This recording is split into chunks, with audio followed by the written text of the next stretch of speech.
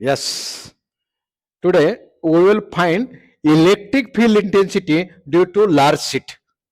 बघा, large conducting seat घ्या आणि त्याच्या बाहेरला इलेक्ट्रिक इंटेन्सिटी किती मिळते हे काढायचे आपल्याला. बरोबर, काय लार्ज सीट आणि त्याच्या बाहेर इलेक्ट्रिक इंटेन्सिटी. सो हे लार्ज कंडक्टिंग सीट कन्सिडर केले.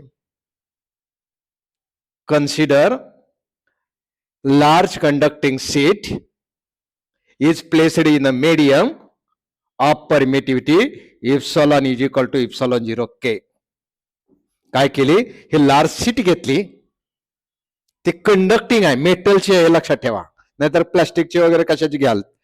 कंडक्टिंग, ज्याच्यामध्ये इलेक्ट्रिसिटी चार्ज देता आला पाहिजे, म्हणजे इलेक्ट्रिसिटी फ्लो करता आली पाहिजे. म्हणजे consider large conducting seat. It is placed in the medium of permittivity epsilon is equal to epsilon 0 k, and we have to find intensity at point P. आपल्याला काय करायचं आहे, P या ठिकाणी इंटेन्सिटी काढायची आहे. We have to find intensity at point P. आता P या ठिकाणी इंटेन्सिटी काढण्यासाठी एक इमॅजिनरी सिलेंडर कन्सिडर करा. काय करा, इमॅजिनरी सिलेंडर कन्सिडर करा. बघा, to find intensity at point P, consider imaginary cylinder.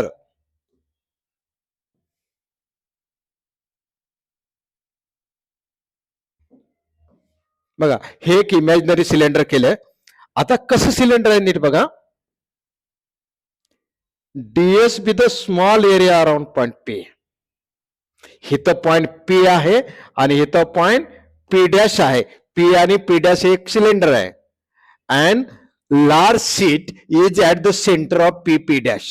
Large seat कुठे आहे, P आणि P डॅश हे जे सिलेंडर आहे, तर त्याच्या सेंटरला ही लार्ज सीट आहे. आणि हा पॉइंट P किती डिस्टन्सवर आहे, which is at a distance R. बघा, तो सिलेंडर किती डिस्टन्सवर आहे आपला, R. बघा, इथं एक R डिस्टन्स घेतला आणि इथं एक R असा डिस्टन्स घेतलाय आपण. बघा, हा एक R आहे आणि हा एक R आहे. म्हणजे ह्या सिलेंडरची लेंथ किती झाली, 2R झाली. बरोबर, हे सिलेंडर आहे. बरोबर, आता तिचे दोन टोक आहेत बघा, इकडं P आहे, इकडं P डॅश आहे, आणि ही सीट कुठं आहे, ऍट द सेंटर मध्ये आहे. आणि P या ठिकाणी आपल्याला काय करायचे, इंटेन्सिटी काढायची. आणि this point is at a distance R from large sheet, and ds with a small area around point P. And to find intensity at point P, consider imaginary cylinder. बरोबर, and this large sheet is at the center of this imaginary cylinder. Now, आता बघा, आपल्याला काय करता येईल, electric field. आता आपण ह्याच्या मूळ भागाकडे येऊ. According to Gauss's theorem, according to Gauss theorem,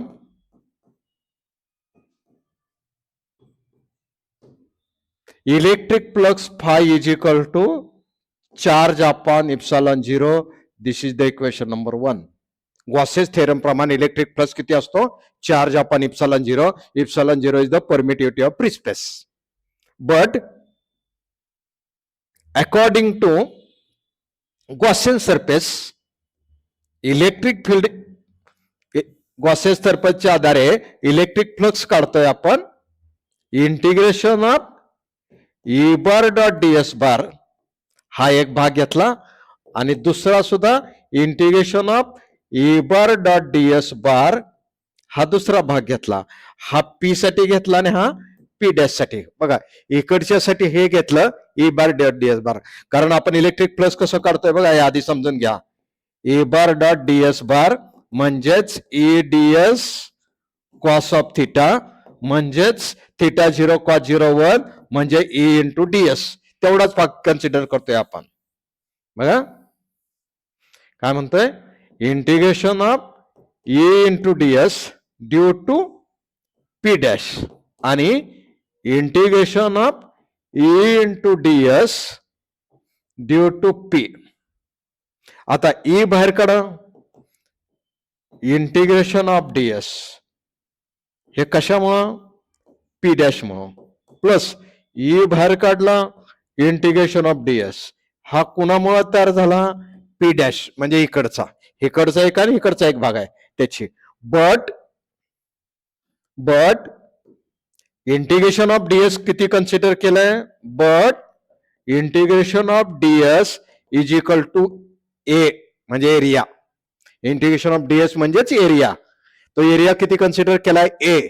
so phi is equal to what, हा ई आणि इंटिग्रेशन ऑफ ds म्हणजे ए, प्लस हा ई आणि इंटिग्रेशन ऑफ ds म्हणजे ए, म्हणजे A plus A twice A. This is the equation number 2. बघा, Gaussian सरफेसच्या आधारे five किती केला, 2 इंटू ए, आणि according to Gauss's theorem phi is equal to Q upon epsilon 0. आणि from equation 1 and 2, from equation 1 and 2 LHS equal आहे म्हणजे RHS equal असणार आहे, म्हणजे twice A is equal to Q upon epsilon 0. बरोबर. आता काय काढायचे, इंटेन्सिटी काढायची आहे. So intensity is equal to Q upon epsilon 0 हा इथला आणि 2a डिवाइड केला म्हणजे ई काय झाला आपला, Q upon 2 epsilon 0a. But sigma म्हणजे चार्ज अपॉन एरिया, सिग्मा म्हणजे चार्ज अपॉन एरिया, म्हणजे charge is equal to sigma into area. इथं व्हॅल्यू भरा, E is equal to charge into area upon 2 epsilon 0 into area.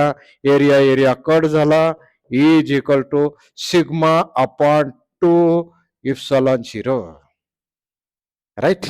बघा काय केलं बघा, पुन्हा एकदा एक्सप्लेन करतो. सहज सोपं एक्सप्रेशन आहे.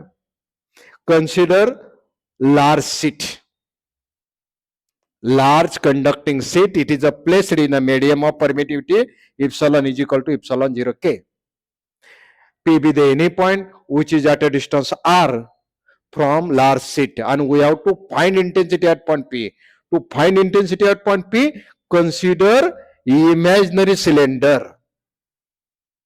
बरोबर. आणि this imaginary cylinder is such that large sheet is at the center of this cylinder, and ds be the small area around point P.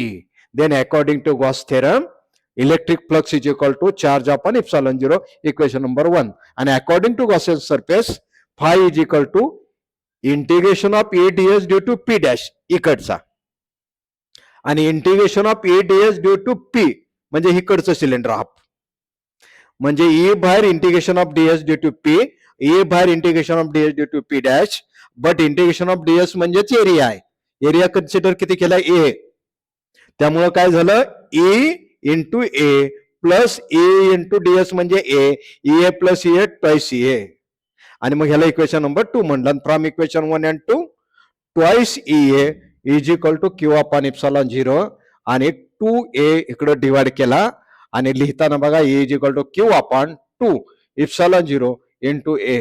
But sigma म्हणजे काय, चार्ज अपॉन एरिया, हे sigma is equal to Q upon A, म्हणजे Q म्हणजे sigma ए, आणि हे Q ची value ठिकाणी E is equal to sigma A upon 2 epsilon 0 A ला ए काय झाला, कट झाला, म्हणजे E is equal to sigma upon 2 epsilon 0. This is the electric field intensity. कशामुळं, ड्यू टू लार्ज सीट. कुठं, at a distance R from sheet. कळलं, clear. Thank you very much. Like करा, subscribe करा.